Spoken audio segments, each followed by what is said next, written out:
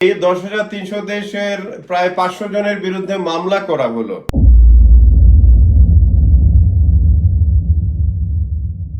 আগামী 3 মাসের মধ্যে নতুন মুখ্যমন্ত্রী পাচ্ছে। সেপ্টেম্বরে 10,300 দেশের প্রোটেস্ট খুবই সুন্দর অর্গানাইজ প্রোটেস্ট হয়েছে সেক্রেটারিয়েটে। তো 10,300 দেশের যে মুভমেন্টটা হয়েছে, এই মুভমেন্টটা আপনারা 10,300 দেশ সবাইকে বলবো আপনারা এই মুভমেন্টটা চালিয়ে যান, কারণ এই মুভমেন্টটা আপনাদের এখন থেকে আরো শক্ত করে চালাতে হবে। 10,300 দেশের মুভমেন্টটা। আর 10,300 দেশ নিয়ে আমার আজকের লাইভে আমি পরেও আবার কথা বলবো। এখন অন্যান্য টপিক গুলো কভার করবো, then I will come back to this topic. আর 10,300 দেশের প্রোটেস্টের পরে দেখা গেল সেক্রেটারিয়েট অবরোধের পরে আপনারা যেভাবে করেছেন এভাবে আরো করতে থাকুন, চালিয়ে যান। দরকার হলে যারা আপনাদের প্রমিস দিয়েছিল রেগুলারাইজ করবে তাদের বাড়িঘরও ঘেরাও করুন। গণতান্ত্রিকভাবে যতটুকু আদায় করার করতে থাকুন, সোজা কথা। আর 10,300 দেশ নিয়ে আমি একটা বড় আশ্চর্যজনক জিনিস দেখলাম যে রতনলাল নাথ 10,300 দেশের লিডারদের ডাকলেন সেক্রেটারিয়েটে। ডাকার পরে আশ্বাস দেওয়া হলো যে ওদের দাবি দেওয়াগুলো মেনে নেওয়া হবে এবং ওই নিয়ে 1 সপ্তাহের ভিতরে গভর্নমেন্টের ডিসিশন নেবে। অনেক কিছু আশার বাণী শোনালো হলো, কিন্তু দেখা গেল যে তারপরেই 10,300 দেশের প্রায় 500 জনের বিরুদ্ধে মামলা করা হলো, পুলিশ থেকে মামলা করা হলো। তো আমি এই টপিকটা নিয়ে আরো ডিটেলসে বলবো যে আপনাদের এখন কি কি করতে হবে, লাইভের মাঝখানে বা একটু পরে আমি বলছি, কিন্তু আপনাদের আন্দোলনটা চালিয়ে যেতে হবে। তারপর হচ্ছে গিয়ে ত্রিপুরাতে গত 1 সপ্তাহে যে ডেভেলপমেন্টটা হয়েছে আপনারা সবাই দেখতে পাচ্ছেন যে ত্রিপুরাতে এখন মুখ্যমন্ত্রী ত্রিপুরার বাইরে কোথায় আছেন কেউই জানে না। গত 1 সপ্তাহ ধরে অনেক জায়গাতে বলা হচ্ছে দিল্লিতে আছেন, আবার দেখা গেল মধ্যপ্রদেশেও গেছেন, বিভিন্ন ইয়েতে। কিন্তু একটা কথা হলো যে একটা স্টেটের মুখ্যমন্ত্রী বিধানসভার অধিবেশন থেকে 21 সেপ্টেম্বর বিকেল 3:20 ফ্লাইটে দিল্লি চলে যান। দিল্লি গিয়ে ওখানে বিজেপি হেডকোয়ার্টার থেকে ডাকানো হয়েছে যে আপনি দিল্লিতে আসুন তাড়াতাড়ি। তো খবরটা হলো গিয়ে যে সেন্ট্রাল টিম যেটা ত্রিপুরাতে এসছে দিল্লি থেকে কোভিড নিয়ে জিবি হসপিটাল এবং ওভারঅল ত্রিপুরার হেলথ কেয়ার নিয়ে যে রিপোর্টটা দিয়েছে সেন্ট্রাল গভর্নমেন্টকে, সেন্ট্রাল হেলথ মিনিস্ট্রিকে, তো ওটাতে লেখা আছে যে মানে অনেক রকমের ইরেগুলারিটিস জিবি হসপিটালের এখনো অক্সিজেন পাইপলাইন মেরামত হয়নি। আমি শুনলাম যে ঘুষ দিলে পরে জিবি হসপিটালে রুগীকে দেখা করা হচ্ছে, এমনকি ডেড বডি রিলিজের জন্য ব্রাইব চলছে। তো ওরকম সিস্টেম চলছে জিবিতে এখন। তো জিবি এর কোনো উন্নতি এখন অব্দি হয়নি, যদিও 1-2 দিনের জন্য ডিএম গেছেন, আরো কয়েকজন গেছেন, কিন্তু জিবি যেরকম আগে ছিল ঠিক ওই অবস্থাতেই আছে। অক্সিজেনের অভাবে লোক মারা যাচ্ছে, ডাক্তাররা বেতন পাচ্ছে না, 24 জন যারা নাকি কোভিডের ডিউটিতে। জিবির মতোই আছে, নরকপুরীতে আছে জিবি। তো এই এই টপিকটাতে আমি আবার রিভিজিট করব, কিন্তু 21 সেপ্টেম্বরে বিপ্লব দেবকে দিল্লি থেকে তাড়াতাড়ি ডাকা হলো, দিল্লিতে যাওয়া হলো বিপ্লব দেবের। ওখানে বিপ্লব দেবকে কড়া ওয়ার্নিং দেওয়া হয়েছে বিজেপি হাইকমান্ড থেকে, বিজেপির যে প্রেসিডেন্ট জেপি নাড্ডা এবং সিনিয়র লিডাররা, যে এই ত্রিপুরাতে বিভিন্ন দিক থেকে গভর্নেন্সে বিপ্লব দেব পুরোটাই ফেলিউর হয়ে গেছে। এই না শুধু, বিজেপির 90% এমএলএ আর মিনিস্টাররা যারাই আছে বিপ্লব দেবের আশেপাশে, একমাত্র কি বলে রতনলাল ছাড়া আর 1-2 জন ছাড়া কেউই নেই এখন বিপ্লব দেবের সাথে। তো বিজেপি হেডকোয়ার্টার থেকে বিপ্লব দেবকে যে মেসেজটা দেওয়া হয়েছে, যেটা আমার কাছে এসছে দিল্লি থেকে, যে তোমাকে বেসিক্যালি ডিসেম্বর বা এমনও হতে পারে নভেম্বর বা ডিসেম্বরের মধ্যেই ত্রিপুরাতে মুখ্যমন্ত্রী বদলানো হচ্ছে। এটা একদম শিওর, 100% এটা কারেক্ট ইনফরমেশন। আর বিপ্লব দেবের যে বিভিন্ন ব্যর্থতা নিয়ে এতদিন বিজেপির হাইকমান্ড চুপ ছিল, কারণ সেইভাবে রিপোর্ট পায়নি।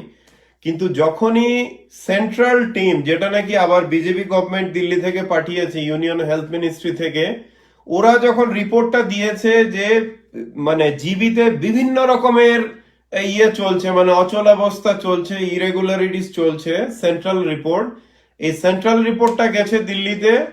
এছাড়া ত্রিপুরাতে বিজেপির এমএলএর একটা বড় একটা সংখ্যক, ওরা একটা সাইন লেটার পাঠিয়েছে দিল্লিতে, এবং ওদের মধ্যে কয়েকজন দিল্লি গিয়ে দেখাও করেছে জেপি নাড্ডা এবং বিজেপি লিডারশিপের সাথে।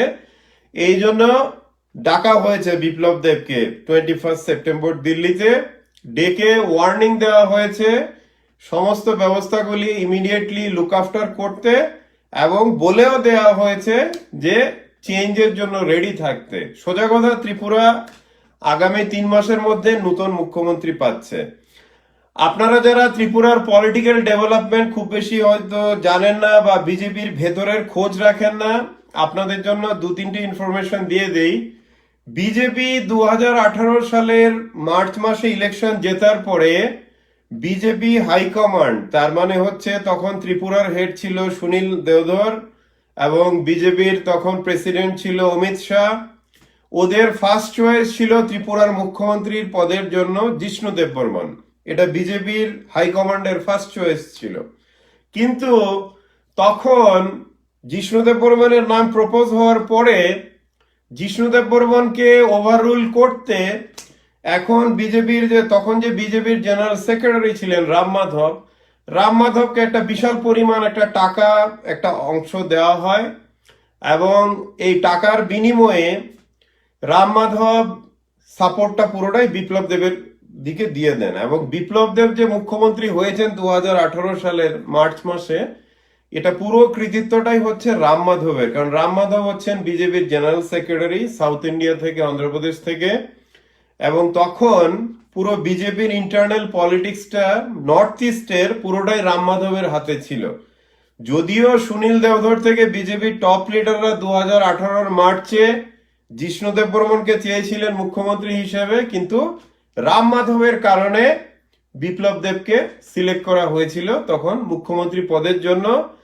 এটাও রেজ হয়েছিল বিজেপির মধ্যে যে এমন একজন ইনএক্সপিরিয়েন্স মানুষকে চিফ মিনিস্টার বানালে কি হতে পারে।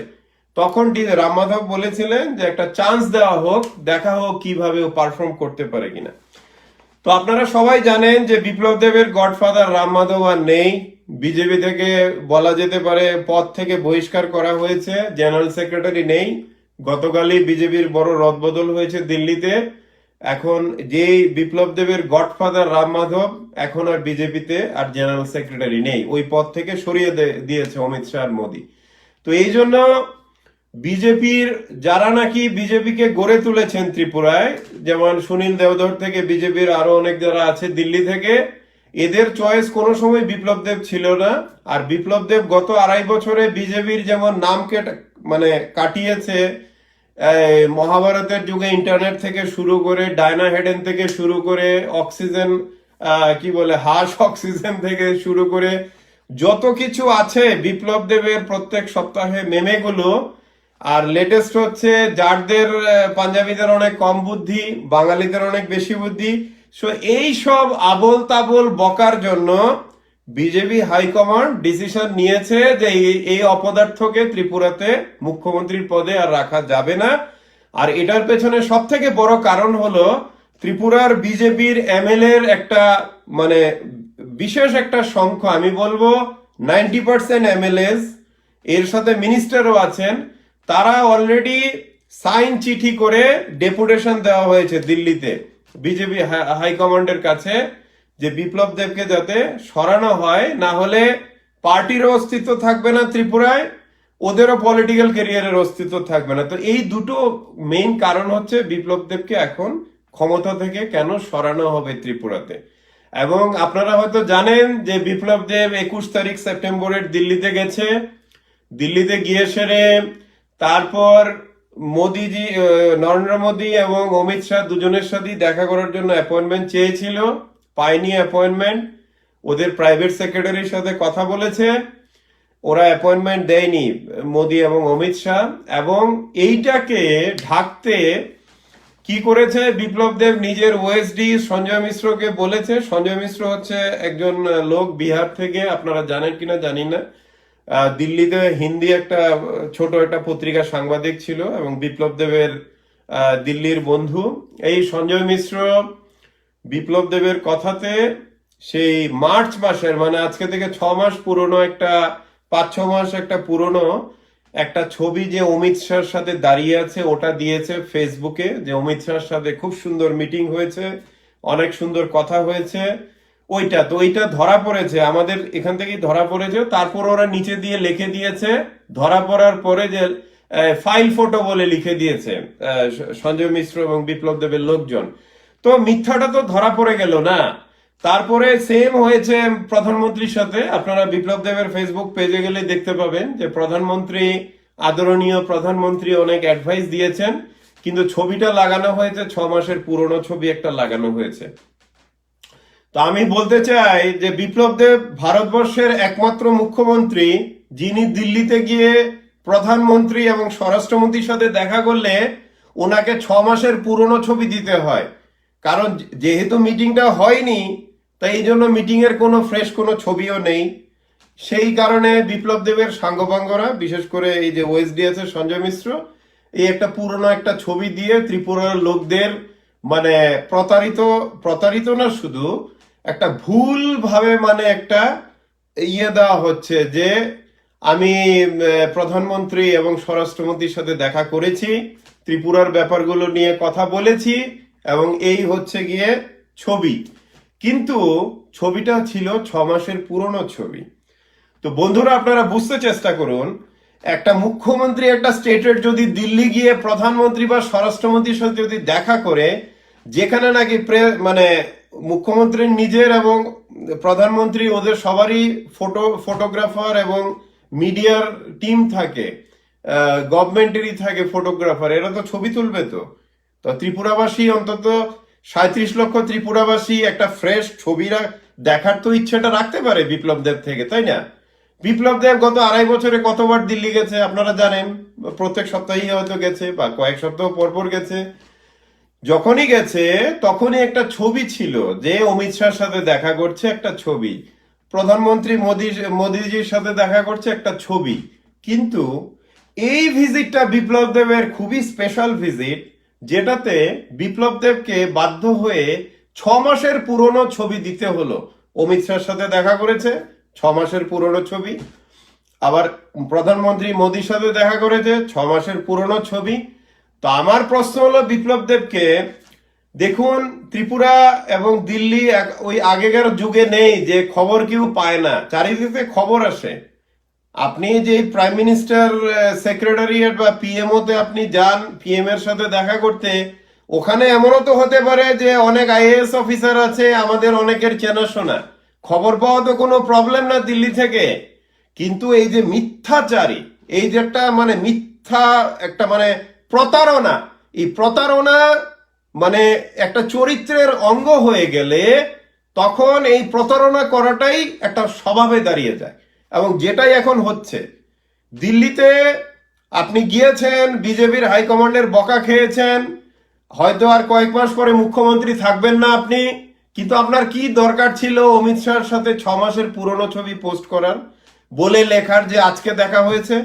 কি দরকার ছিল প্রধানমন্ত্রী নরেন্দ্র মোদীর ছবি পোস্ট করা 6 মাস পুরনো, আর ত্রিপুরাবাসীকে বোকা বানানো যে আজকে দেখা হয়েছে? এটা কি একটা মুখ্যমন্ত্রী শোভা দেয়? আমরা কিছু মিডিয়াতে আমরা যখন জিনিসটা ধরতে পারলাম, তখন আপনারা কি করলেন, কয়েক ঘন্টা পরে ওই ছবিটার উপরে ছোট্ট করে পুরো পোস্টের নিচে ছোট্ট করে লিখে দেওয়া হলো ব্রেকেটে ফাইল ফটো। তো মশাই, ফাইল ফটো কি কেউ প্রেজেন্ট ইভেন্টের সাথে দেয়?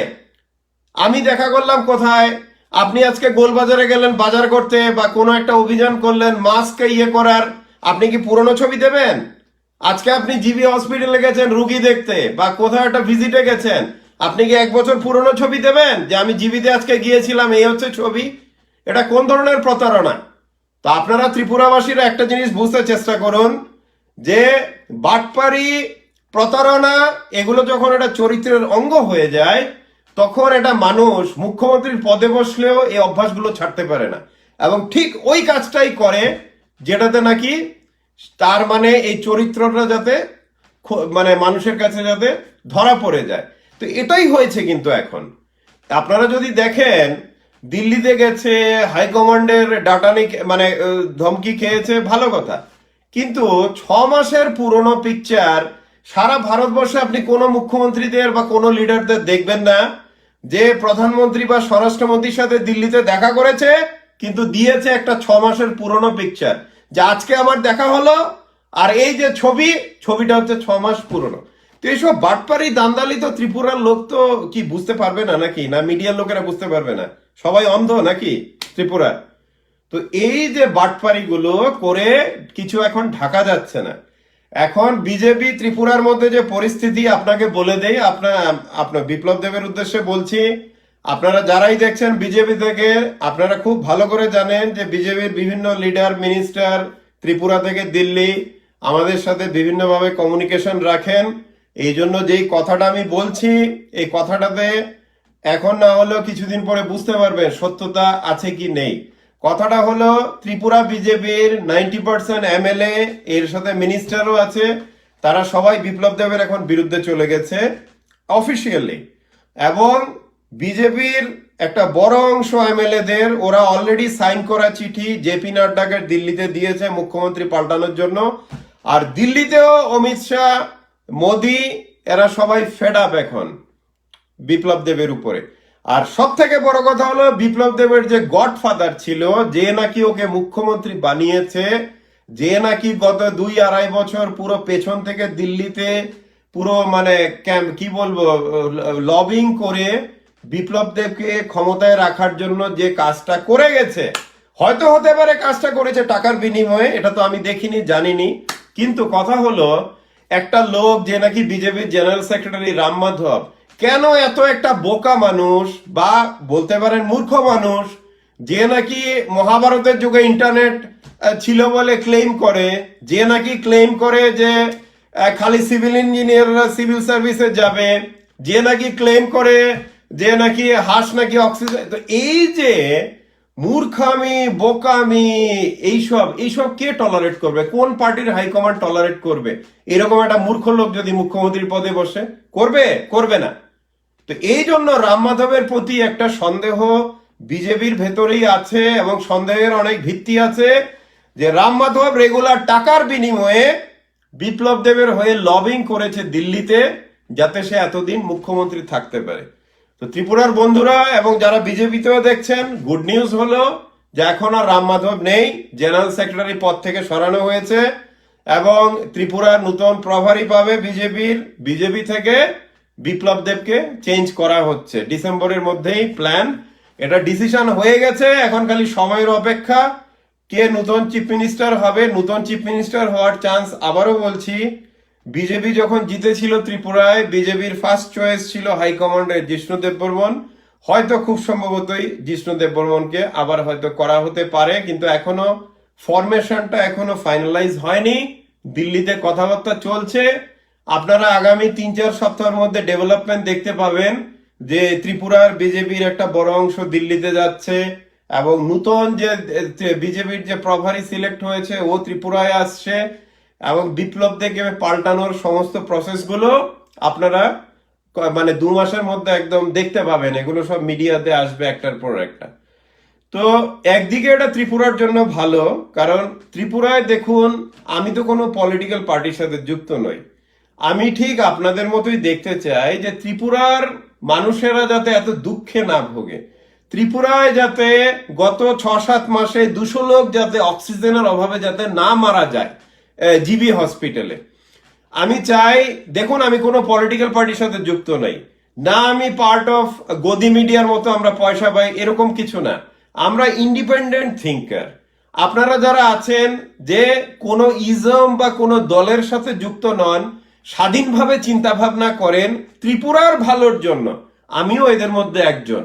আমার কথা বলার কারণ হচ্ছে যে বিপ্লব দেবের কারণে ত্রিপুরাতে মানুষ কেউ মুখই খুলতে পারে না, এটা আইএস হোক আইপিএস হোক সাধারণ মানুষ হোক, কেউ মুখ খুলতে পারে না, সবাই ভীতু। খুললে পরেই বিজেপির গুন্ডারা মারবে বা কিছু হবে বা এমন অবস্থা বানাবে যে আর কেউ মুখ খুলতে পারে। তো এরকম একটা ভয়ের পরিস্থিতি বিপ্লব দেব সৃষ্টি করেছে। এই কারণে মানুষের হয়ে আমি কথা বলি। আমি কোনো রাজনৈতিক দলের সাথে যুক্ত তো নই, কোনো ইজমের সাথে মানে ভাবেও প্রভাবিত নই, কিন্তু একজন সাধারণ মানুষ হিসেবে আমি চাই ত্রিপুরার মানুষ যাতে এই দুঃখ কষ্টে না থাকেন, দুঃখ কষ্টটা যাতে দূর হয় ত্রিপুরা, এটাই আমার উদ্দেশ্য। এটা যে গভর্নমেন্ট থাকুক না কেন, আমি চাইবো যাতে অক্সিজেনের অভাবে যাতে মানুষ না মারা যায়, রাস্তাঘাটগুলি যাতে ভালো থাকে, যাতে গরিব গরিব ছেলে মেয়েরা, ছাত্রছাত্রীরা যারা গ্রামে আছে, যাদের বাবা হয়তো রিক্সা চালান বা কোনো দিনমজুরের কাজ করেন, এরা রতনলালের মতো ভুল পলিসিতে যে অনলাইন টিচিং হবে, বাবাকে বলেছে ফ্রি মোবাইল ফোন কিনে দিতে, মানে কি বলে স্মার্ট মোবাইল ফোন কিনে দিতে। বাবা স্মার্ট মোবাইল ফোন কোথা থেকে কিনে দেবে? দিনে প্রত্যেক দিন ভাত খাওয়ার অব্দি টাকা নেই একজন দিনমজুরের। তো এই জন্য মেয়েটা সুইসাইড করেছে। আপনারা সবাই জানেন, যারা খবর পড়েন, ত্রিপুরাতে এরকম ঘটনা অনেকগুলো হয়েছে যে গরিব ছেলে মেয়ে স্মার্ট মোবাইল বাবা মা কিনে না দিতে পারার জন্য, যেহেতু স্কুলগুলি বন্ধ, এই জন্য ওরা আত্মহত্যা করেছে। এই হচ্ছে ত্রিপুরার পরিস্থিতি এখন। কতটা লজ্জাজনক এবং কতটুকু মানে পাশবিক গভর্নমেন্ট হলে পরে এরকম ভাবে মানুষকে মৃত্যুর মুখে ঠেলে দেয়। যেমন জিবি হসপিটালে কোনো অক্সিজেন কাজ করছে না গত ফেব্রুয়ারি মাস থেকে। ডিস্ট্রিক্ট হসপিটালগুলিতে খুব খারাপ অবস্থা, রুগীরা এসে ডাক্তারদের মারছে, ধমকি দিচ্ছে। ডাক্তাররা কি করবেন? ওরাও তো মানুষ, একটা গভর্নমেন্ট এমপ্লয়ি, গভর্নমেন্ট থেকে কোনো সাপোর্ট পাচ্ছে না। জিবির এমনকি আমি আসছি ওই টপিকে যে কারা কারা রিজাইন করে চলে গেছেন মেডিকেল সুপার থেকে। তো এরকম একটা নরক অবস্থা জিবির, অথচ এই লোক যে নাকি ত্রিপুরার স্বাস্থ্য ব্যবস্থার দায়িত্বে আছে, সেই লোক 25 কোটি টাকা দিয়ে হেলিকপ্টার লিজ নেওয়ার জন্য টাকা আছে বিপ্লব দেবের কাছে, কিন্তু 30-40 লাখ টাকা দিয়ে অক্সিজেন পাইপলাইন জিবি হসপিটালে ঠিক করানোর টাকা নেই। তারপরে 30-40 কিলোমিটার যেতেও, এমনকি আগরতলা থেকে আশেপাশে যেতেও, খোয়াই তেলিয়ামোড়া যেতেও হেলিকপ্টার লাগে ওনার। তো এই যে একটা মূর্খর হাতে ত্রিপুরাটা যে পড়েছে, এটা ত্রিপুরাবাসী এখন বুঝতে পারছে যে এটা থেকে যদি মুক্তি পেতে হয়, চেঞ্জটা আমাদেরই আনতে হবে। এবং এটা বিজেপি পার্টির মধ্যে এখন এটা হয়ে গেছে। এখন ত্রিপুরা বিজেপির 90% এমএলএ থেকে লিডার সবাই এখন বিপ্লব দেবের বিরুদ্ধে। এটা যারা জানেন না পলিটিক্যাল সিনারিও, তাদের জন্য আমি বলছি। কিন্তু এখন এতটাই খারাপ অবস্থা ত্রিপুরাতে, 980টার উপরে স্কুল বন্ধ করে দিয়েছে রতনলাল বিপ্লব দেবরা। তারপরে গরিব ছেলে মেয়েদের কোনো স্মার্টফোন বা অনলাইন ওরা কি করে করবে? ওদের কাছে স্মার্টফোন কেনার কোনো ক্ষমতাই নেই। তারপরে চারিদিকে চাষিরা থেকে শুরু করে পয়সার অভাবে না খেয়ে মানে অনাহারে মারা যাচ্ছে সারা ত্রিপুরাতে, পাহাড় থেকে শুরু করে গ্রামে অবধি। মানে তারপর শহরে আপনারা সবাই জানেন যে আগরতলা থেকে শুরু করে উদয়পুর, ধর্মনগর, ত্রিপুরা বিভিন্ন শহরগুলিতে কি নরকের অবস্থা চলছে। লোডশেডিং চলছে দিনের পর দিন। এমনকি আগরতলাতেও অনেকগুলো জায়গা আছে যেখানে অর্ধেক দিন বা একদিন ধরে কোনো কারেন্ট নেই। উদয়পুর বা ধর্মনগর, কৈলাসহর তো আরো খারাপ অবস্থা, দিনের পর দিন কারেন্ট নেই বিভিন্ন জায়গাতে। তো কিরকম নৈরাজ্য চলছে ত্রিপুরাতে? ত্রিপুরাতেই কোনো গভর্নমেন্ট আছে? এখানে গভর্নেন্স কিছু আছে? তারপরে একজনের পরে একজন আইএএস অফিসার বা এরা সবাই এত ফ্রাস্ট্রেট হয়ে গেছে যে এই যে হবুচন্দ্র গবুচন্দ্রর যে রুলটা, আপনারা সবাই জানেন কার উদ্দেশ্য বলছি, হবুচন্দ্র এবং গবুচন্দ্র। এরা তো ত্রিপুরাটাকে একদম গোল্লায় নিয়ে গেছে একদম। তারা ত্রিপুরাতে যেটা করছে, তাদের ভুল ডিসিশনের জন্য, মূর্খের মতো গভর্নমেন্টটা চালানোর জন্য মানুষ আত্মহত্যা করছে। জিবি হসপিটালে কেয়ার না পেয়ে ডেইলি রোগী মারা যাচ্ছে। চারিদিকে একটা হাহাকার, বেকারদের কোনো কর্মসংস্থান নেই, গভর্নমেন্টে কোনো চাকরি নেই, কিছু নেই। চারিদিকে খালি মিথ্যা প্রতিশ্রুতি ছাড়া কিছু নেই। তো এই হচ্ছে এখন ত্রিপুরার বর্তমান পরিস্থিতি। তো এতে বিজেপিতেও যারা আছে, যারা নাকি অন্ধভাবে বিপ্লব দেবের পেছনে ছিল, এবং বিজেপি পার্টির যারা কর্মকর্তা, তারাও বুঝতে পারছে যে এইভাবে চললে পরে এখন মানুষ অলরেডি মুখ ফিরিয়ে নিয়েছে বিজেপি থেকে। আরো যদি চলে, এই পার্টিটার কোনো ত্রিপুরাতে অস্তিত্বই থাকবে না। আর এরকম কিছু গুন্ডা বাহিনী দিয়ে আর কিছু পুলিশ লাগিয়ে কতদিন কাকে ঠেকানো যায়? জনগণ তো 37 লক্ষ, পুলিশের সংখ্যা টিএসআর মিলিয়ে তো মাত্র 26-27 হাজার। তো কি করে সামলাবে এর? আর বিজেপির গুন্ডা খুব বেশি হলে তো হাজার খানেক হবে। কিন্তু এখন যেটা হচ্ছে ত্রিপুরাতে, যেহেতু এখন মুখ্যমন্ত্রী বদলানো হবে কয়েক মাসের মধ্যে, এখন আশা করা যেতে পারে হয়তো এই সিচুয়েশন থেকে আগামী জানুয়ারি ফেব্রুয়ারি নাগাদ হয়তো সবগুলো হেলথ সেক্টর বা এগুলো কিছুটা হয়তো ভালো হলেও হতে পারে।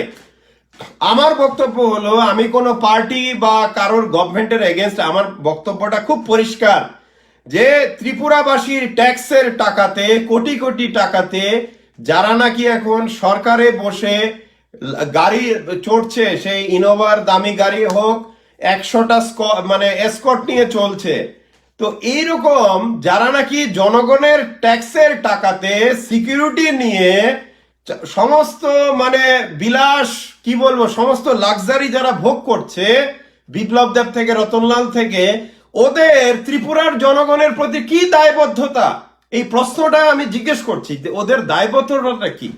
ওরা চাকরি দিতে পারবে না, হসপিটাল চালাতে পারবে না, এরা স্কুল চালাতে পারবে না, যারা নাকি কোভিডের ডিউটি করছে ডাক্তাররা, তাদেরও বেতন বন্ধ। তো এইভাবে নইরা, তারপরে স্টেটে লোডশেডিং চলছে, কারেন্ট নেই, চারিদিকে রাস্তাগুলোর খারাপ অবস্থা, তারপর প্রত্যেক দিন রেপ হচ্ছে চারিদিকে, রেপ মার্ডার মানে ক্রিমিনাল চারিদিকে। তো এই যে নৈরাজ্য চলছে, অন টপ অফ দ্যাট ত্রিপুরাতে যারা পুলিশ আছে বা সিভিল সার্ভেন্ট আছে সবাই ডিমোরালাইজ হয়ে গেছে, অল ডিমোরালাইজ। এত ডিমোরালাইজ হয়ে গেছে যে আইএএসরা এখন ভলেন্টারি রিটায়ারমেন্ট নিয়ে যাচ্ছে। কিছুদিন আগে আপনারা জানেন এডিশনাল চিফ সেক্রেটারি ছিল, ও নিয়েছে, উনি নিয়েছেন। এখন চিফ সেক্রেটারি বা অনেকেই মানে কেউ ত্রিপুরা রাজ্যে আইএএস আইপিএস হাই অফিসিয়ালরা বিপ্লব দেবের আন্ডারে কেউ কাজ করতে চায় না। এবং আপনারা হয়তো আরেকটা জিনিস জানেন যে বিপ্লব দেব ত্রিপুরার মুখ্যমন্ত্রী হিসাবে ভারতবর্ষের একমাত্র মুখ্যমন্ত্রী যার আন্ডারে ত্রিপুরা পুলিশের যে highest post director general of police, গত 1 বছর ধরে কোনো IPS officer, senior IPS officer Biplab দেবের আন্ডারে ত্রিপুরাতে ডিজিপির কাজ করতে চায় না। যাকে অ্যাপয়েন্টমেন্ট করা হয়েছিল আইপিএস অফিসার অমিতাভ রঞ্জন, উনি দিল্লি থেকে স্ট্রেট বলে দিয়েছেন আমি এই মূর্খর আন্ডারে কাজ করতে পারবো না, ওনার নিজের অফিসিয়াল সার্কেলে, এবং উনি আসেননি। ওনাকে অফার দেওয়া হয়েছে ডিজিপি পদের, উনি কিন্তু ত্রিপুরাতে ডিজিপির নেননি, উনি রিফিউজ করেছেন। তো ত্রিপুরাতে এখন এই অবস্থা যে মানে এমন একটা নৈরাজ্য চলছে যে আইএএস আইপিএস থেকে পুরো অ্যাডমিনিস্ট্রেশন ডিমোরালাইজ, এমনকি ডাক্তাররা অব্দি পালিয়ে বেড়াচ্ছেন। কারণ কি করবেন, এটা অক্সিজেন থেকে কোনো সিস্টেম নেই, আর কিছু করলে পরেই একদিকে রোগীদের রোষ, আরেকদিকে গভর্নমেন্ট থেকে বেতন পায় না, কিছু পায় না। তো কি মানে কি করে চলবে ওরা? তো এই হচ্ছে ত্রিপুরার অবস্থা। এবং ত্রিপুরাতে এখন যে সিচুয়েশনটা ক্রিয়েট হয়েছে, এটা থেকে ত্রিপুরাবাসীকে বার করার জন্য বিপ্লব দেবকে বহিষ্কার করাটা খুবই জরুরি। যেহেতু এখন বিপ্লব দেবের গডফাদারকে বহিষ্কার করা হয়েছে জেনারেল সেক্রেটারি পোস্ট থেকে, রাম মাধবকে, তাই বিপ্লব দেবকেও কিছুদিনের মধ্যে আশা করা যেতে পারে যে, আমি যেটা শুনেছি ডিসেম্বরের মধ্যেই বিপ্লব দেবকে বিদায় করা হচ্ছে এবং নতুন চিফ মিনিস্টার ত্রিপুরাতে অ্যাপয়েন্টমেন্ট করা হবে বিজেপি থেকে।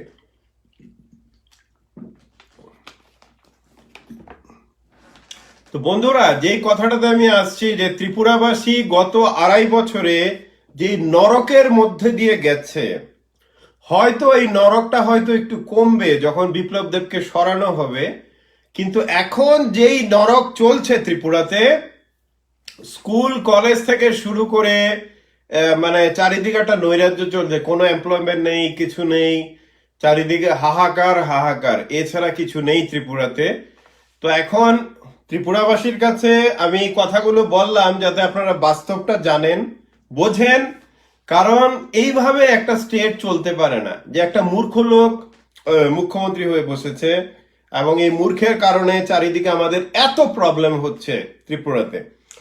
আর আরেকটা কথা হলো, বিপ্লব দেবকে যখন মুখ্যমন্ত্রীর পদ থেকে সরানো হবে কয়েক মাসের মধ্যে, তখন আপনারা দেখবেন যে সো কল্ড গোবুচন্দ্র মন্ত্রী রতনলাল, দেখবেন রতনলাল হয়তো ওই দিনই বিপ্লব দেবকে ছেড়ে যে যারা যারা নাকি গভর্নমেন্টের নতুন মুখ্যমন্ত্রী হবে দেখবেন ওই ক্যাম্পে গিয়ে ঢুকে যাবে। কারণ গিরগিটিরা রং পাল্টাতে বেশি দেরি করে না, কারণ ওদের জীবনে রতনলালের মতো মানুষেরা, গিরগিটিরা, ওদের জীবনে কোনো প্রিন্সিপালস, আইডিয়ালস, এথিক্স বলে কোনো কিছু নেই। এরা হচ্ছে যেখানেই টাকা পাবে, ক্ষমতা পাবে, ওখানে ওরা দৌড়াবে ওরা।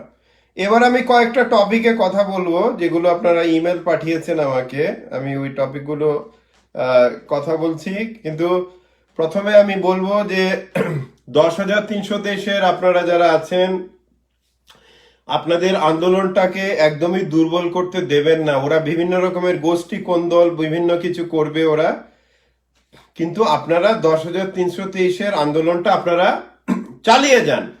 আপনারা যেটা আপনারা সেক্রেটারিয়েটে করেছেন, আমি বলবো এবার আপনারা রতনলালের বাড়িতে ওদিকেও ঘেরাও করুন, ওদের এমন অবস্থা করে দিন যে ওদের এর পরের বার আপনারা যখন ব্লক করবেন সেক্রেটারিয়েট, আর এসব কেস টেসে ভয় পাবেন না। এই কেস ওরা 500 লোকের বিরুদ্ধে লাগিয়েছে, তো পুলিশকে বলেছে লাগাতে, পুলিশ লাগিয়েছে। পুলিশের তো এখানে কোনো দোষ নেই, পুলিশকে যা বলা হয়েছে করতে করেছে।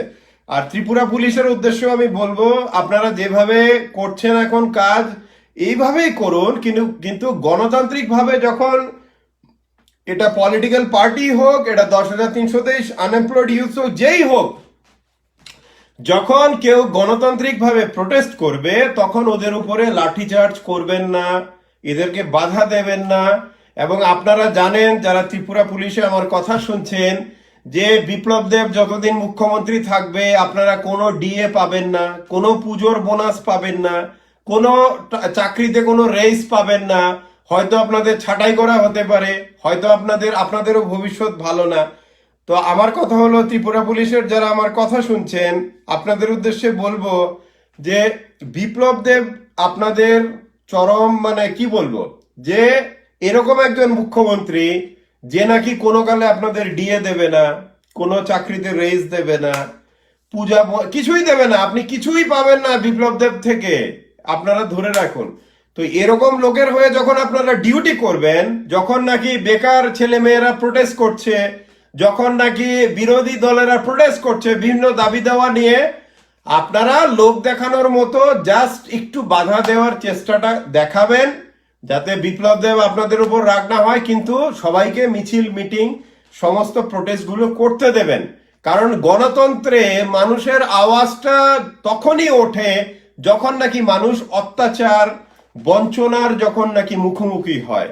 তো এটাই যেহেতু এখন ত্রিপুরাতে হচ্ছে, আর আপনারা যারা পুলিশের চাকরি করেন বা বিভিন্ন গভর্নমেন্ট ডিপার্টমেন্টে, আপনারা তো দেখছেন আপনাদের সাথেও কি হচ্ছে, সাধারণ মানুষের সাথে কি হচ্ছে, অনাচার, অত্যাচার। আর এদিকে ও বাবু 25 কোটি টাকার হেলিকপ্টার লাগে, তারপরে 100-র মতো সিকিউরিটি নিয়ে তরমুজ ক্ষেত দেখতে যায়। মানে এই এত বড় মুখ্যমন্ত্রী যে তরমুজ ক্ষেত দেখতে গেলেও আগরতলার বাইরে 100-150-র মতো সিকিউরিটি লাগে।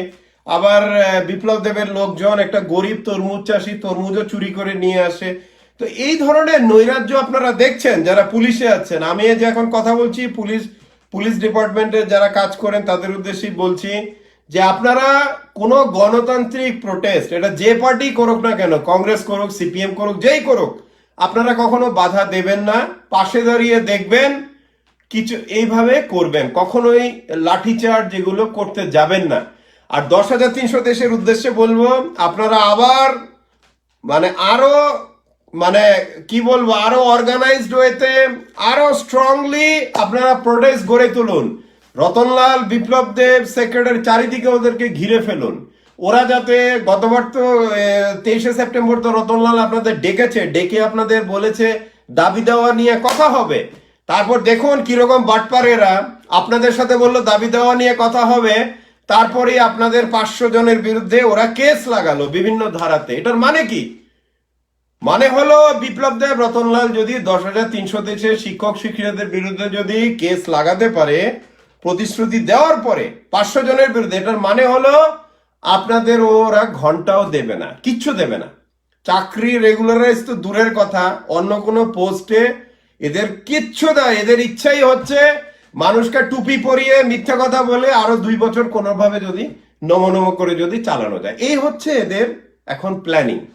তো এই জন্য বিপ্লব দেব হয়তো আর খুব বেশি হলে ডিসেম্বরের মধ্যেই সরানো হয়ে যাবে, ওটা একদম কনফার্ম।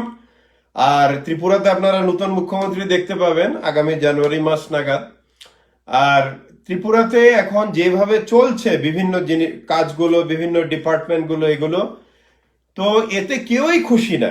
এটা গভর্নমেন্ট এমপ্লয়িও যারা আছে তারাও ডিএ পান না, কিছু পান না। তারপর হিউজ আনএমপ্লয়মেন্ট। তো 10,323 বন্ধুরা যারা আমার কাছে আপনারা ইয়ে করেছেন, রিচ করেছেন বিভিন্ন অ্যাডভাইসের জন্য, আপনাদের উদ্দেশ্যে আমার এটাই থাকবে মেসেজ যে আপনারা এই বাটপারদের কোনো প্রতিশ্রুতি বিশ্বাস করবেন না যতক্ষণ না আপনাদের অর্ডার গভর্নমেন্ট থেকে অর্ডার ছাড়া হচ্ছে যে আপনাদের অন্য কোনো পোস্টে অ্যাপয়েন্টমেন্ট করা হয়েছে, যতক্ষণ না তারপরের বার যখন আপনারা ঘেরাও করবেন রতনলালের বাড়ি বা সেক্রেটারিয়েট, এবং এটা তাড়াতাড়ি করুন, এদের মিথ্যা প্রতিশ্রুতিতে ভুলবেন না। যখনই নেক্সট টাইম করবেন আপনারা ঘেরাও এবং বিশালভাবে আন্দোলন, তখন যখন ওরা মিটিং এ ডাকবে আপনাদের লিখিত প্রতিশ্রুতি নেবেন ওদের থেকে, একদম কাগজে লিখে সাইন করে যে আমি রতনলাল নাথ এডুকেশন মিনিস্টার প্রতিশ্রুতি দিলাম যে নাম্বার 1 আপনাদের রেগুলারাইজ করা হবে, নাম্বার 2, নাম্বার 3। আর ত্রিপুরার যারা নাকি বাকি বেকার ভাই বোনেরা যারা নাকি আমার কথা শুনছেন বা আমাকে যোগাযোগ করেছেন যে আমি লাইভে আপনাদের হয়ে কথা বলি, এটা বিএড পাস টিচার্সই হোক, আনএমপ্লয়েড এমবিবিএসরা হোক, তারপর বিভিন্ন গভর্নমেন্ট ডিপার্টমেন্টে কি বলবো যারা টেট পাস করে বসে আছেন, এছাড়া টিচার্স, এছাড়া মাস্টার্স বা ডক্টরেট ডিগ্রি হোল্ডার্স বা এগ্রিকালচার থেকে শুরু করে বিভিন্ন ডিপার্টমেন্ট, আপনারা নিজের নিজের ভাবে যতটুকুই ছোট হন না কেন আপনারা আন্দোলনে নামুন। আন্দোলনে নামলে পরে অন্তত মিডিয়াতে আপনাদের কাভার করবে, এবং রতনলাল থেকে শুরু করে বিপ্লব দেব বা যারাই আপনাদের প্রতিশ্রুতিগুলো দিয়েছে ওদেরকে আপনারা ঘেরাও করুন, গণতান্ত্রিক ভাবে শান্তিপূর্ণভাবে প্রোটেস্ট করুন। এই শান্তিপূর্ণ গণতান্ত্রিক প্রোটেস্টের পাওয়ার হচ্ছে বিশাল। আপনারা যদি রতনলালকে ঘিরে রাখেন 10 ঘন্টা বা 7 ঘন্টা, দেখবেন ও সারেন্ডার করতে বাধ্য। আপনারা বিপ্লব দেবকে ঘিরে রাখুন, শান্তিপূর্ণভাবে ঘিরে রাখুন নিজেদের দাবি দেওয়া নিয়ে, 4-5 ঘন্টা দেখবেন যে আপনাদের দাবি দেওয়া মানতে বাধ্য। শান্তিপূর্ণ গণতান্ত্রিক প্রোটেস্টের শক্তি বিশাল, বিশাল শক্তি। আপনারা যারাই আছেন বিভিন্ন জায়গাতে বেকার আছেন বা অনেকদিন ধরে অ্যাপয়েন্টমেন্ট পাচ্ছেন না, কিছু না, আপনাদের আমি ওটাই অ্যাডভাইস করব যেটা আমি আগেও বলেছি, আপনারা সংগঠিতভাবে আন্দোলনে নামুন এবং আন্দোলনে নিজেদের দাবি দেওয়াগুলি নিয়ে নামুন, না হলে আপনারা কিছু পাবেন না এখন। আর যদি মুখ্যমন্ত্রী চেঞ্জ হয় তবু আপনাদের দাবি দেওয়াটা রাখুন, যাতে অন্তত দিল্লি থেকে ফান্ড এনে আপনাদের যাতে এমপ্লয়মেন্ট বা এগুলো যাতে ওরা যাতে টেক কেয়ার করতে পারে। আচ্ছা, এবার নেক্সট হচ্ছে গিয়ে টপিকে আসছি যে হ্যাঁ, টিএসসিসিএল ত্রিপুরাতে আমার কাছে কম করে হলো প্রায় হয়তো 100-র উপরে হবে ইমেল বা মেসেজ এসছে যে স্যার আমরা সারা ত্রিপুরাতে মানে বিভিন্ন জায়গাতে লোডশেডিং এ ভুগছি, ধর্মনগর, কৈলাসহর থেকে শুরু করে কমলপুর, খোয়াই, তারপর উদয়পুর, বিশালগড়ে নাকি কয়েকদিন ধরে কারেন্ট নেই বিভিন্ন জায়গাতে, তারপর সাবরুম থেকে শুরু করে বিভিন্ন জায়গাতে। মানে ত্রিপুরা এখন এমন অবস্থা হয়ে গেছে, আপনি দেখুন যে একটা মূর্খ মানুষ যখন মুখ্যমন্ত্রী হয় কি অবস্থা হয় একটা স্টেটের। আপনারা সবাই জানেন ত্রিপুরাতে ওটিপিসি পালাটনা বলে একটা পাওয়ার প্ল্যান্ট আছে, ওটার ম্যাক্সিমাম পাওয়ার প্রোডাকশন ক্যাপাসিটি হচ্ছে 726 মেগাওয়াট, ওটার হচ্ছে পাওয়ার প্রোডাকশন। এবং আপনারা বোধহয় অনেকেই জানেন যে ওটিপিসি পালাটনা থেকে ইলেকট্রিসিটি বিক্রি করা হয় বাংলাদেশকে 100 মেগাওয়াট, আর এছাড়া প্রচুর মেগাওয়াট বিক্রি করা হয় নর্থ ইস্টার্ন গ্রিডে, এটা নর্থ ইস্টে যায়, নর্থ ইস্টার্ন গ্রিডে আসাম। মানে ত্রিপুরার আমাদের গ্যাস, আমাদের ন্যাচারাল গ্যাস বার্ন করে আমাদের ত্রিপুরার উদয়পুরে ওটিপিসি পালাটনা প্ল্যান্ট থেকে বাংলাদেশ পাচ্ছে বিদ্যুৎ, আসাম পাচ্ছে, মণিপুর মেঘালয় থেকে চারিদিকে পাচ্ছে বিদ্যুৎ পাচ্ছে ত্রিপুরা। অথচ ত্রিপুরাবাসী ত্রিপুরাবাসীর সব মিলিয়ে হয়তো প্রত্যেক ঘরে যদি বাতি মানে কারেন্ট লাগানো হয়, তাহলে হয়তো ত্রিপুরাবাসীর ম্যাক্সিমাম ডিমান্ড খুব বেশি হলে কত হবে, 250-300 মেগাওয়াট। আমার মনে হয় না এর বেশি যাবে বলে, ম্যাক্সিমাম যাবে বলে। তো ত্রিপুরাবাসী এই 300 মেগাওয়াট বিদ্যুৎ হলে পরেই ত্রিপুরাতে ইলেকট্রিসিটি এভাবে লোডশেডিং এর প্রবলেমটা থাকে না। কিন্তু যেহেতু একটা মূর্খ বসেছে মুখ্যমন্ত্রীর পদে, তো আপনারা কি আশা করতে পারেন? কিছুই আশা করতে পারেন না। তো এই জন্য ও যতদিন গদিতে আছে, কাটিং অ্যাক্রস পার্টি লাইন, আপনি কোন পার্টিতে আছেন, কিন্তু এই যন্ত্রণা আপনাদের ভোগটা করতে হবে যে চারিদিকে এই পরিমাণ লোডশেডিং চলছে। তো আরেকটা কথা হলো, ত্রিপুরাতে যে ইলেকট্রিসিটির দাম, এটা ইন্ডিয়ার মধ্যে সব থেকে বেশি বললেও বলা যায়। কারণ ত্রিপুরার মতো এইরকম, আমি আবারও বলছি, অপদার্থ মানুষেরা যখন পদে বসে তখন যে অবস্থাটা হয়, আপনারা ত্রিপুরাবাসীরা হবুচন্দ্র গবুচন্দ্রর এই যে রিজাইনটা চলছে, এই জন্য আপনাদের এই দুঃখ কষ্টটা ভোগ করতে হচ্ছে। তো আশা করা যাচ্ছে বিপ্লব দেব আগামী 3 মাসের পরে যখন মুখ্যমন্ত্রী থাকবে, তখন হয়তো ত্রিপুরার কিছুটা ডেভেলপমেন্ট হতে পারে। তারপরে আমি যত বেকার ভাই বোনেরা আমার কথা শুনছেন, আপনাদের উদ্দেশ্যে একটা কথাই বলবো, যে এদের কোনো বক্তব্য বিশ্বাস করবেন না, বিশেষ করে রতনলাল এবং বিপ্লব দেবের। এরা যে কদিন আগে অ্যাসেম্বলিতে বলল যে 10,000 চাকরি দেওয়া হবে, আবার 10,000 চাকরি দেওয়ার সাথে সাথেই বলল 1 ঘন্টার মধ্যে যে 10,000 চাকরি একসাথে দেওয়া হবে না, 2,000 করে ছাড়া হবে, আবার ওগুলো রেগুলার পে না, ফিক্সড পেড চাকরি। তো এইগুলো এটাও করবে না। এদের কোনো কথা বিশ্বাস করবেন না, কারণ এদের বাটপারি ওদের রক্তে আছে এখন। আপনারা যদি দেখেন, আপনারা কেউ পেয়েছেন ফ্রি স্মার্টফোন ত্রিপুরাতে? যেটা নাকি বিজেপির ভিশন ডকুমেন্টে ছিল, কেউ পেয়েছে ত্রিপুরা ফ্রি স্মার্টফোন 2.5 বছরে? পায়নি। কেউ পেয়েছে 50,000 সরকারি চাকরি দেওয়া হবে? ভিশন ডকুমেন্টে বড় করে লেখা ছিল 2018-র যেটা নাকি বার করা হয়েছিল ভিশন ডকুমেন্টের ফেব্রুয়ারি 11-এ। তো এটাতে তো লেখা ছিল 50,000 গভর্নমেন্ট জব বিজেপি গভর্নমেন্ট দেবে প্রথম বছরে। কেউ শুনেছেন 50,000? 500টা চাকরিও দিতে, 500 কি 50টা চাকরি ওরা দিতে পারেনি, এতটাই ফেলিওর এরা। তো এরা কিছুই পারবে না, কিছুই দিতে পারবে না। নিজেরা প্রচুর করাপশন করে টাকা বানাচ্ছে, এটাই হচ্ছে একমাত্র ওদের ধান্দা।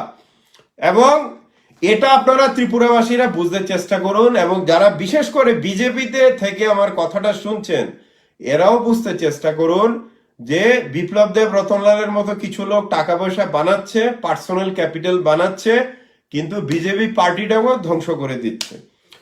তো এই জন্য এদের এদের এইভাবে রিমুভ করাটা খুব দরকার। আচ্ছা, তারপর হচ্ছে যে ত্রিপুরাতে ক্রাইমটা খুব বাড়ছে। আর বন্ধুরা আরেকটা কথা বলি, যারাই আপনারা অ্যাটাক হচ্ছেন, যাদের আপনাদের উপরে অ্যাটাক আসছে, আমি বলবো আপনারা পাল্টাতে যান, কারণ পাল্টা ছাড়া আপনাদের কাছে অপশন নেই।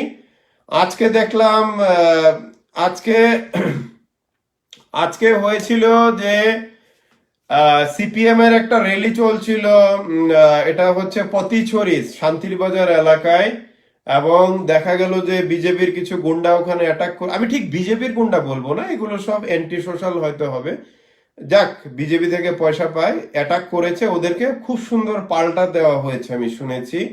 পাল্টার কারণে র্যালিটা খুব সুন্দর হয়েছে। তারপর ত্রিপুরাতে 1195 যারা নাকি টেট কোয়ালিফাই করেছে, ওরা এখনো আনএমপ্লয়েড আছে, কোনো ইয়ে পায়নি, কোনো অফার এখনো পায়নি গভর্নমেন্ট থেকে। আমি আবারও বলবো যেটা বলেছি আগে, যে আপনারা সংগঠিতভাবে আন্দোলনে নামুন। চুপ করে ভয় পেয়ে আপনারা যদি বাড়িতে বসে থাকেন আর আমাকে বা আমাদের মতো কিছু মিডিয়াকে মেসেজ পাঠাবেন যে স্যার হেল্প করুন, আর আমি বাড়িতে চুপ করে বসে থাকলাম ভয়ে, আপনাদের তাহলে কিছু হবে না। আপনারা যদি চান আপনাদের চাকরি বাকরি, আপনারা সংগঠিত হয়ে 10,330টা কি করছে দেখুন, ওদের মতো ওইভাবে করুন, ঘিরে রাখুন। যারা নাকি বাটপারি করে জুমলা প্রতিশ্রুতি দিয়ে ক্ষমতায় এসছে, ওদেরকে ঘিরে রাখুন গণতান্ত্রিক ভাবে, দেখুন ওদেরকে দেখান যে আপনি কে, আপনাদের শক্তি কে। তারপর 500-এর মতো বিএইচএমএস ডাক্তার যারা নাকি হোমিওপ্যাথিক, কোনো রিক্রুটমেন্ট নেই, আপনারা আন্দোলনে নামুন। আর জীবিতে কোভিডের তো আপনারা জানেনই, 24 জন যারা কন্ট্রাকচুয়াল ডক্টর, এরা এখনো বেতন পাননি। আর অক্সিজেন ক্রাইসিস এখনো চলছে। এই মঙ্গলবার দিন একজন পেশেন্ট মারা গেছে জিবিতে, চেস্ট পেইনে, অক্সিজেনের অভাবে, কারণ অক্সিজেন মাস দিয়ে কোনো অক্সিজেন আসছিল না। So this a very serious criminal lapse. মানে এটা বলা যেতে পারে যে একটা ব্যর্থ স্বাস্থ্যমন্ত্রী এবং একটা ব্যর্থ মুখ্যমন্ত্রীর জন্য সেক্রেটারিয়েট থেকে, ত্রিপুরার সেক্রেটারিয়েট আগরতলা থেকে মাত্র কয়েক কিলোমিটার দূরে জিবি হসপিটালে এই 200 যে মৃত্যু যে হয়েছে, 200-র উপরে মৃত্যু গত ফেব্রুয়ারি মাস থেকে এখন অব্দি, এই 200 মৃত্যু শুধু মৃত্যু না, এগুলো মার্ডার।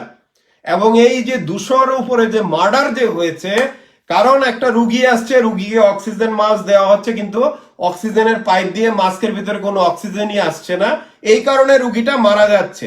তো এই যে 200 লোক যে মারা গেছে, 200-র উপরে লোক যে মারা যে গেছে জিবি হসপিটালে, আপনারা দেখেছেন ত্রিপুরার মুখ্যমন্ত্রী থেকে একটা বিবৃতি, দুঃখ প্রকাশ করা বা ওইসব লোকের বাড়িতে যাওয়া বা ওদেরকে কোনো ফাইন্যান্সিয়ালি কোনো হেল্প করা দেখেছেন আপনারা ত্রিপুরার মুখ্যমন্ত্রী থেকে? কেউ আপনারা দেখেননি। কারণ সে তো মানুষই নয়, সে তো একটা মানে কি বলবো, সে এতটাই মানে কি বলবো বাটপার, এবং সে এতটাই মানে বিকৃত মানসিকতা ওর, যে 200 লোক মারা যাচ্ছে জিবিতে, 25 কোটি টাকার হেলিকপ্টারের অর্ডার দেয়, তারপর বিভিন্ন জায়গায় সে এইভাবে ল্যাভিশলি সে খরচা করছে। কিন্তু আপনারা দেখেছেন ত্রিপুরা গভর্নমেন্ট থেকে বা ত্রিপুরার মুখ্যমন্ত্রী বা কোনো মন্ত্রী থেকে যে এই যে 200 লোক যে অক্সিজেনের অভাবে যে মারা গেল, ওদের পরিবারের সাথে দেখা করা, ওদেরকে একটা ফাইন্যান্সিয়াল হেল্প দেওয়া, তারপর জিবির অক্সিজেন পাইপলাইনটা ঠিক করানো, আপনারা দেখেছেন কোনো উদ্যোগ? তা এখন কথা হচ্ছে, জনগণকে মিথ্যা প্রতিশ্রুতি দিয়ে বাটপারি করে ক্ষমতায় বসে জনগণের টাকাতে আয়াস করে, হেলিকপ্টার থেকে বিভিন্ন রকমের আয়াস করে, তারপর জনগণকে যদি কোনো সার্ভিস না দেওয়া হয়, যদি 200-র উপরে লোক খালি মারা যায় জিবি হসপিটালে, তাহলে এরা কি রাজ্য চালানোর যোগ্য? এরা অযোগ্য, এরা একদমই অপদার্থ। এই জন্য এখন বিজেপি থেকেই মুভমেন্ট স্টার্ট হয়েছে বিপ্লব দেবকে রিপ্লেসমেন্ট করার, এবং এটা ডিসেম্বরের মধ্যে আপনারা ধরে নিন ত্রিপুরাতে নতুন মুখ্যমন্ত্রী আসছে। কিন্তু এখন অবধি মানে ফেব্রুয়ারি থেকে এখন অবধি জিবি হসপিটালের কোনো উন্নতি হয়নি। এই গত মঙ্গলবারও মারা, মানে অক্সিজেনের অভাবে লোকেরা মারা যাচ্ছে। তারপরে জিবিতে আরো ব্যাপার হলো, জিবির যে মেডিকেল সুপার, আমি নামটা দেখছি, মেডিকেল সুপার জিবি থেকে কিন্তু উনি রিজাইন দিয়ে দিয়েছেন। এবং এতটাই, হ্যাঁ, HOD of AGMC pharmacology department and medical superintendent doctor Debashis Roy resign করেছেন ওনার মেডিকেল সুপারিনটেন্ডেন্ট পোস্ট থেকে 19 সেপ্টেম্বর, মানে গত শনিবার দিন। কারণ উনি দেখছেন যে উনি একটা মেডিকেল সুপারিনটেন্ডেন্ট, অথচ ওনার রিপোর্ট করতে হচ্ছে এক মূর্খকে, এবং উনি কোনো সুবিধা দিতে পারছেন না জিবি হসপিটালে, এই জন্য উনি রিজাইন করেছেন থেকে। তো তারপর হচ্ছে গিয়ে আপনারা সবাই জানেন যে এই ঘটনাটা, যে একজন ইয়ং লয়ার ভাস্কর দেবরায়ের ঘটনাটা আপনারা সবাই জানেন, যে জিবি হসপিটালে কিভাবে ওনার মৃত্যু হয়েছে। এটাও অক্সিজেনের এবং বিভিন্ন রকমের কি বলবো, মানে এত দুরবস্থা চলছে জিবি হসপিটালে যে মানুষের মৃত্যু ছাড়া আর কোনো গতি নেই।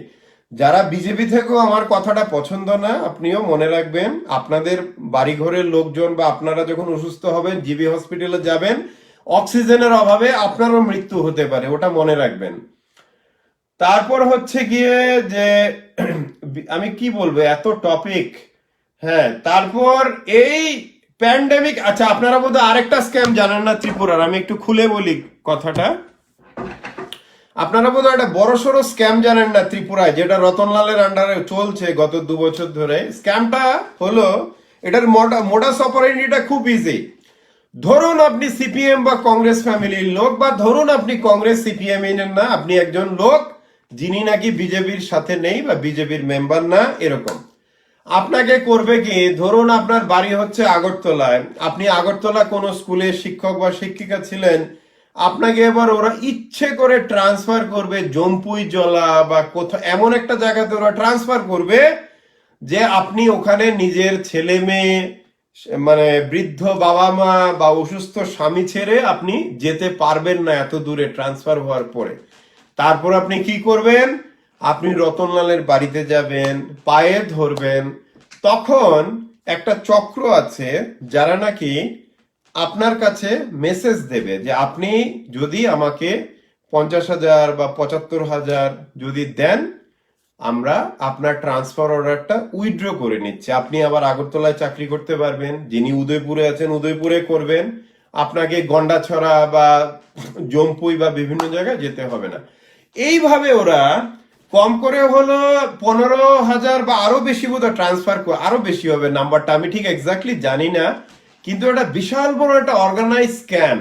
আমি জানি সাউথের সাবরুমের একজন এমএলএ, আমরা নিউজও করেছিলাম গত বছর, যে মানে অপোজিশন ফ্যামিলি মেম্বার যারা নাকি গভর্নমেন্টে চাকরি করে বিভিন্ন ডিপার্টমেন্টে, খালি টিচার না বিভিন্ন ডিপার্টমেন্টে, ওদেরকে সিলেক্ট করে ওদেরকে সাবরুম থেকে বা দূরে, অনেক দূরে ওদেরকে ট্রান্সফার করা হচ্ছে, নর্থ ত্রিপুরায় এরকম একটা জায়গায় ট্রান্সফার করা হচ্ছে যে ওরা ওখানে গিয়ে থাকতে পারবে না। কারণ নিজের জীবনের 15 বছর 20 বছর চাকরি করেছে একটা জায়গায়, বাড়িঘর বানিয়েছে, ছোট বাচ্চা আছে বা বৃদ্ধ বাবা মা আছে, ওনারা যেতে পারবেন না। তো ওনারা কি করছেন? লোকাল এমএলএ এর কাছে যাচ্ছেন বা রতনলালের মতো লোকেদের কাছে যাচ্ছেন। ওখানে পুরো সিন্ডিকেট এখন হয়ে গেছে যে আপনি খুব অল্প বেতনের চাকরি হলে 50,000 দিন, আপনি যদি একটু বেশি টাকা বেতন পান গভর্নমেন্ট 1 লাখ টাকা দিন, দিলে পরে আপনার ট্রান্সফার অর্ডারটা স্টপ করা হচ্ছে। এটা বিশাল বড় একটা অর্গানাইজ স্ক্যাম চলছে ত্রিপুরাতে, এবং এটার মাথা হচ্ছেন আমাদের গোবুচন্দ্র মন্ত্রী শ্রী রতনলাল। তো এবার রতনলাল কি করেছে দেখুন, করোনার প্যান্ডেমিক চলছে, এই প্যান্ডেমিকের মধ্যে রতনলাল কি করেছে, গভর্নমেন্ট টিচারদের সারা ত্রিপুরাতে ট্রান্সফার করেছে। এবং এই ট্রান্সফারের কারণ কিন্তু অ্যাকচুয়াল কোনো ভালো কাজ না, কিন্তু এটার উদ্দেশ্য ভালো না। এটার উদ্দেশ্য হচ্ছে যে এই টিচার ফ্যামিলি থেকে নগদ ইনকাম 50,000 থেকে 1 লাখ 1.5 লাখ এইভাবে দিলে পরে ওদের ট্রান্সফার অর্ডারটা ক্যান্সেল হয়ে যাবে। তো এখন বোধজং হাই স্কুলের স্টুডেন্টরা 22 সেপ্টেম্বরে প্রোটেস্ট করেছে যে আমাদের টিচার যাদের আমরা ভালোবাসি, যাদের টিচিং আমাদের ভালো লাগে, ওদেরকে ট্রান্সফার করেছে এডুকেশন মিনিস্টার, এবং এটা আমরা মেনে নিতে পারছি। এখন এরকম অবস্থা হয়েছে ত্রিপুরার যে শিক্ষার পরিবেশটাই নষ্ট করে দিয়েছে রতনলাল। এখন বোধজং স্কুল না, শুধু সারা ত্রিপুরাতে টিচাররা ভয়ে আছে যে কবে ট্রান্সফার অর্ডার আসে দূরে যাওয়ার, তারপর রতনলালকে বা কাউকে ঘুষ দেওয়ার জন্য টাকাটা মজুদ রাখতে হবে। আর এছাড়া স্টুডেন্টরা পড়াশোনা কি করবে? এরা এখন রাস্তায় নেমে প্রোটেস্ট করছে যে আমাদের টিচার যাদের ট্রান্সফার। তো আপনারা দেখুন, মানে মূর্খ লোক, দুষ্ট লোক যখন ক্ষমতায় বসে, ওরা পুরো সিস্টেম একটা স্টেটকে কিভাবে শেষ করে দেয়। তো এই জন্য এখন একটা ভালো জিনিস হতে যাচ্ছে যে বিজেপি পার্টির মধ্যেও এখন সেই মানে মানে সেই সময়টা এসছে এখন যে সবাই এখন গর্জে উঠেছে যে এই মুখ্যমন্ত্রী আর না, এই বিপ্লব দেব রতনলালের কারণে বিজেপি পার্টিটাই ধ্বংস হয়ে যাচ্ছে, মানুষ মুখ ফিরিয়ে নিচ্ছে। চারিদিকে দেখবেন এরা জনবিরোধী বিভিন্ন স্টেপ ওরা নিয়ে রেখেছে। যেমন আগে হসপিটালগুলোতে ফ্রিতে ট্রিটমেন্ট হতো, এখন টাকা দিতে হয়। তারপর অক্সিজেন কাজ করে না, অক্সিজেনের অভাবে ক্রিটিক্যাল কেয়ার, মানে ধরুন একটা বাইক থেকে কেউ পড়ে গেল, হয়তো অক্সিজেনের পাইপ লাগালে হয়তো কোমা থেকে একদিনে বেরিয়ে এসে বেঁচে যেত, কিন্তু যেহেতু অক্সিজেনই আসছে না, ও মারা যাচ্ছে। তো এই যে এদের কুকর্মে সারা ত্রিপুরাতে এইভাবে যে মানুষ মৃত্যু হচ্ছে, মানুষের কষ্ট হচ্ছে, এটা কিন্তু মানে এই যে এতগুলো মৃত্যু যে হলো শয়ে শয়ে, this is nothing but murder. এটা পুরোটাই হচ্ছে একটা মার্ডার। এইভাবে একটা জীবিতে আসে একটা রোগী, অক্সিজেন পেলে বেঁচে যাবে, ডাক্তারদের তো কোনো দোষ নেই, ডাক্তারদের ফেসিলিটি দিলে না ডাক্তাররা সার্ভ করবে। তো এই যে শয়ে শয়ে লোক যে মারা যে যাচ্ছে জীবিতে এবং বিভিন্ন হসপিটালে, এটা তো একটা মানে বিশাল বড় মার্ডার একটা এটা। এবং এই যে মানে গণহত্যা এবং এই যে মাস মার্ডারের পুরো দায়িত্বটাই কিন্তু বিপ্লব দেব রতনলালদের, কারণ ওদের হাতে ক্ষমতা, ওদের নাকের ডগাতে এগুলো হচ্ছে। ওরা ইচ্ছে করলেই এই সিস্টেমটাকে ফিক্স করতে পারতো। যারা নাকি 25 কোটি টাকা দিয়ে হেলিকপ্টার লিজ নেওয়ার ক্ষমতা রাখে, তাদের কাছে ওই ক্ষমতাটাও আছে কয়েক লক্ষ টাকা খরচ করে একটা অক্সিজেনের ব্যবস্থা করা, পাইপলাইনের ব্যবস্থা করা। আছে না? নিশ্চয়ই আছে ওদের। কিন্তু এরা ক্ষমতা পেয়ে ভুলে গেছে, হবুচন্দ্র আর গবুচন্দ্র ত্রিপুরাতে ক্ষমতা পেয়ে মনে করছে যে ত্রিপুরা হচ্ছে ওদের বাপের সম্পত্তি, আর এরা ক্ষমতাতে ওরা সারা জীবন থাকবে। ওরা ওরা সারা জীবন ত্রিপুরাতে ক্ষমতায় থাকবে, আর ত্রিপুরাটা হচ্ছে ওদের বাপের সম্পত্তি। একটা হেলিকপ্টার আছে, এখন আরেকটা হেলিকপ্টার লাগে। ওদের 20-25 কিলোমিটার যেতেও হেলিকপ্টার লাগে, গাড়িতে যেতে চায় না। তারপর থার্ড বার্ড নিয়ে আপনারা তো সবাই জানেন যে একটা তরমুজ চাষির ক্ষেত দেখতে গেলেও বিপ্লব দেবের 100 জনের উপরে সিকিউরিটি লাগে। তো এই হচ্ছে ত্রিপুরার নৈরাজ্য দুরবস্থা। তবে বন্ধুরা, আমাদের জন্য ওটাই সুখবর যে বিজেপির মধ্যে এখন বিদ্রোহ শুরু হয়েছে, ত্রিপুরা বিজেপির মধ্যে, যে 2023 ইলেকশনের জন্য আমাদের অপেক্ষা করতে হবে না। আগামী ডিসেম্বরের মধ্যেই আপনার ত্রিপুরাতে নতুন মুখ্যমন্ত্রী দেখতে পাবেন, এবং আশা করা যায় যে ত্রিপুরাতে মানুষের দুঃখ কষ্টটা কিছুটা হলেও হয়তো কমবে। হয়তো এটা আশা আশা করা যেতে পারে এখন। কিন্তু একটা জিনিস ভালো হতে যাচ্ছে যে মূর্খরা ক্ষমতাতে বেশি দিন নেই। তো এটা ত্রিপুরার মানুষের জন্য একটা খুব একটা মানে একটা চেঞ্জ বলা যেতে পারে। হয়তো কিছুটা ভালো হতে পারে, হয়তো জীবিতে হয়তো অক্সিজেন পাইপলাইন ফিক্স হলে হয়তো রুগী মারা যাবে না, ওগুলোই। আমিও আপনাদের মতো একজন সাধারণ নাগরিক হিসেবে আমি এটাই চাইবো যে ত্রিপুরার মানুষেরা যে এখন নরকের মধ্যে দিয়ে যাচ্ছেন, এটা লোডশেডিং হোক, হসপিটাল হোক, এডুকেশন হোক, ট্রান্সপোর্টেশন হোক, সব সিস্টেম ফেলিওর হয়ে গেছে ত্রিপুরায় এই মূর্খের আন্ডারে।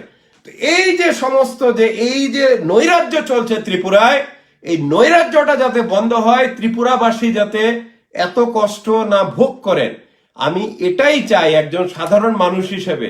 আমার কথা বলার অর্থ এবং কথা বলার উদ্দেশ্য এইটাই যে ত্রিপুরার মানুষের দুঃখ কষ্ট যাতে কম হয়। আপনারা যারা জানেন না বা কিছুটা জানেন বা প্রথম দেখছেন আমাকে, আমি ত্রিপুরাতে ত্রিপুরাইনফো.com এর এডিটর। আমি ইউএসএ তে থাকি। আপনাদের হয়ে সপ্তাহে একদিন কথা বলতে আসি বিভিন্ন ইস্যু নিয়ে।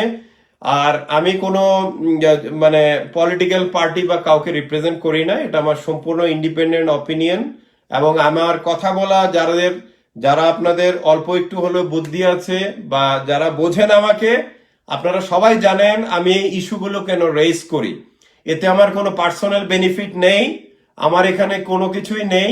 আমার একমাত্র উদ্দেশ্য হচ্ছে ত্রিপুরায় যাতে আগামী দিনে একটা আত্মহত্যা না করে একটা গরিব ফ্যামিলির একটা বাচ্চা, একটা মেয়ে বা ছেলে, কারণ তার রিক্সা চালানো বাবা বা দিনমজুর বাবা ওকে একটা স্মার্টফোন কিনে দিতে পারেনি, ও অনলাইনে কি করে ক্লাস করবে। আমি ওটাও চাই না সাধারণ নাগরিক হিসেবে যে হসপিটালে রুগীরা যাচ্ছে বিভিন্ন জায়গা থেকে, অক্সিজেনের অভাবে ওদের মৃত্যু হচ্ছে।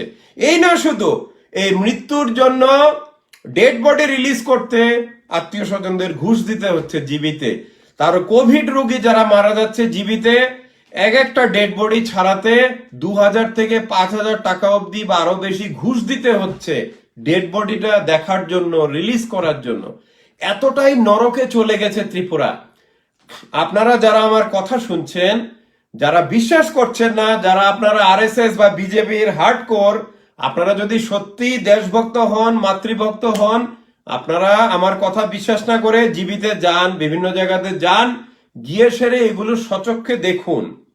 সবসময় মনে রাখবেন, আমরা ত্রিপুরার মানুষ, আমরা প্রথমে মানুষ, তারপরে মানুষের পরে আমরা কোন পার্টি সাপোর্ট করি, কি করি, এগুলো তো দ্বিতীয় কথা।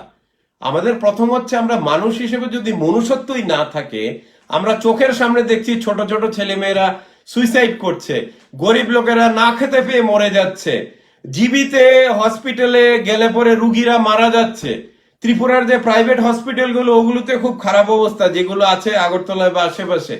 তো এই যে একটা নরক হয়ে গেছে, যেখানে সাধারণ মানুষ শয়ে শয়ে অসহায় হয়ে মারা যাচ্ছে ত্রিপুরায়, আমরা কি করছি? আমরা জনগণের হিসাবে একসাথে হয়ে আমরা ভয়েস আমাদের রেজ করতে হবে এবং মনে রাখতে হবে এই ত্রিপুরা আমাদের সবার। আমরা যদি 37 লক্ষ থাকি, এই প্রবলেমগুলোর জন্য আমাদের গর্জে উঠতে হবে। ছোটখাটো কিছু ভয় থ্রেটের কাছে কখনোই আপনারা নতি স্বীকার করবেন না। আপনারা সবাই নিজেরা মুখ খুলুন, জেগে উঠুন। এখন পুলিশ ডিপার্টমেন্ট থেকে শুরু করে সবাই বুঝে গেছে যে এখন এই মূর্খ ত্রিপুরাকে চারিদিক থেকে ডিস্ট্রয় করে দিচ্ছে। এই জন্য আপনারা কোনো ভয়ই পাবেন না, আপনারা পুলিশেরও ভয় পাবেন না, আপনারা গুন্ডা পান্ডাগুলিও যা আছে এরাও বুঝে গেছে যে ভাই এদের আন্ডারে কিছু হবে না। তো ত্রিপুরার জন্য এখন আমাদের সবাই মিলে কাজ করতে হবে, এবং ত্রিপুরার এই নৈরাজ্য যেটা আমি বললাম এতক্ষণ, এই নৈরাজ্য থেকে বার করতে গেলে আমাদের সব একসাথে কাজ করতে হবে। আমার কথা শেষ হওয়ার আগে আমি আবার বলবো, বিশেষ করে 10,323 এবং যারা নাকি মাঠে নেমে প্রোটেস্ট করছেন, আপনারা প্রোটেস্টটাকে আরো জোরদার করুন। আপনাদের অলরেডি 70 জনের উপরে মারা গেছেন বিভিন্ন কষ্ট পেয়ে, কেউ মানে ফাইন্যান্সিয়াল প্রবলেম থেকে মারা গেছেন, কেউ বিভিন্ন চিন্তা থেকে হার্ট অ্যাটাক হয়ে মারা গেছেন 10,323-এর মধ্যে। আপনারা হয়তো অনেকেই জানেন 10,323 শিক্ষক শিক্ষিকাদের মধ্যে 70 জনের উপরে মারা গেছেন এখন। তো আমি আপনাদের উদ্দেশ্যে বলবো, আপনারা আন্দোলনটাকে আরো জোরদার করে তুলুন। পুলিশ 500 জনের বিরুদ্ধে কেস করেছে বলে ইয়ে করবেন না, ওগুলো যেহেতু বলা হয়েছে করা হয়েছে, ওগুলো কিছুই হবে না, কেস নিয়ে ভাববেন না ওগুলো। কিন্তু আপনারা আরো জোরদার আন্দোলন গণতান্ত্রিক ভাবে গড়ে তুলুন, যাতে যারা নাকি বাটপারের দল, জুমলার দল, তারা যাতে বোঝে যে ত্রিপুরাতে থাকা যাবে না এই করে।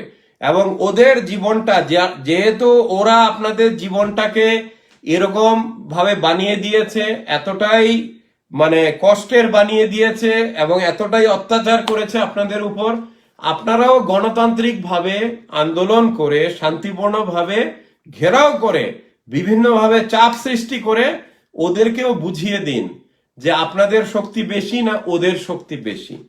আর নেক্সট টাইম আপনারা যখন রতনলালের সাথে মিটিং করবেন ঘেরাওয়ের পরে, লিখিতভাবে লিখিয়ে আনবেন। যতক্ষণ না ও লিখে দেয়, আপনারা দরকার হলে সেক্রেটারিয়েট কেন, ওর বাড়ি 1 সপ্তাহ ধরে ঘেরাও করে রাখুন গণতান্ত্রিক ভাবে, কেউ কিচ্ছু করতে পারবে না আপনাদের। আবারও বলছি, আপনারা গণতান্ত্রিক ভাবে করুন, শান্তিপূর্ণ ভাবে আন্দোলন, নিজের অধিকার যেটা নাকি ভিশন ডকুমেন্টে লেখা আছে 10,323-কে রেগুলারাইজ করতে হবে, এই করতে হবে, এগুলির জন্য আপনারা জোরদার আন্দোলনে নামুন। আপনারা এই বাটপাটদের কোনো কথা বিশ্বাস করবেন না, যেটার প্রমাণ আপনারা অলরেডি পেয়েছেন। সন্ধ্যাবেলা আপনাদের সাথে মিটিং করলো, বললো যে আপনাদের দাবি দেওয়া মেনে নেওয়া হলো, 1 সপ্তাহের ভিতরে গভর্নমেন্ট ডিসিশন জানাবে। ওই দিন রাত্রেবেলায় আপনাদের বিরুদ্ধে 500 জনের বিরুদ্ধে কেস করা হলো। তো এই যে বাটপারি বা জুমলা, এটা এদের রক্তে আছে, তো বিশ্বাস কি করে করবেন? এই জন্য আপনারা জোরদার আন্দোলনে নামুন। আপনাদের হারানোর কিছু নেই এখন, আপনাদের পাওয়ার অনেক কিছু আছে যদি আপনারা জোরদার আন্দোলন এখন থেকে করুন। আমার এই মেসেজ সমস্ত আমার বেকার ভাই বোনেদের উদ্দেশ্যে, যে চুপ করে বসে না থেকে আপনারা আন্দোলনে নামুন এবং এটা চালিয়ে যান। চালালে অনেক কিছু পাবেন আপনারা, না হলে আপনারা কিছুই পাবেন না। আর এদেরকে বিশ্বাস করবেন না যতদিন না হাতে কিছু পাচ্ছেন লিখিত, একদমই বিশ্বাস করবেন না আপনারা। তো বন্ধুরা, আজকের জন্য আমার লাইভে মোটামুটি সব টপিকগুলোই কভার করলাম। ত্রিপুরাতে যে দুঃখ দুর্দশা নৈরাজ্য চলছে, কথা যদি বলি হয়তো 4-5 ঘন্টাতেও শেষ হবে না। কিন্তু আমি প্রত্যেক সানডেতে ত্রিপুরার বিভিন্ন ইস্যু নিয়ে আপনাদের সাথে কথা বলি। আপনারা যেহেতু আমার মতামত চান ওটা দেই। তো আজকের জন্য আমি কথা এখানেই শেষ করছি। আপনারা ভালো থাকবেন এবং কোভিডের সময় কেয়ারফুল থাকবেন, কিন্তু আপনাদের বিভিন্ন দাবি দেওয়া নৈরাজ্য নিয়ে আপনারা গর্জে উঠুন।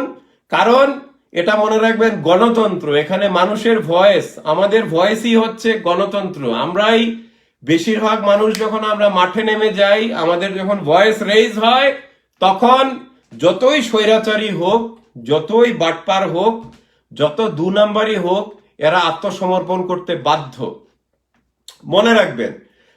আর যে লোক নাকি বলেছে ইতিহাস কাউকে ক্ষমা করে না, আপনারা ত্রিপুরাবাসীরা সবাই জানেন যে ইতিহাস এই বাটপাটদের কখনোই ক্ষমা করবে না।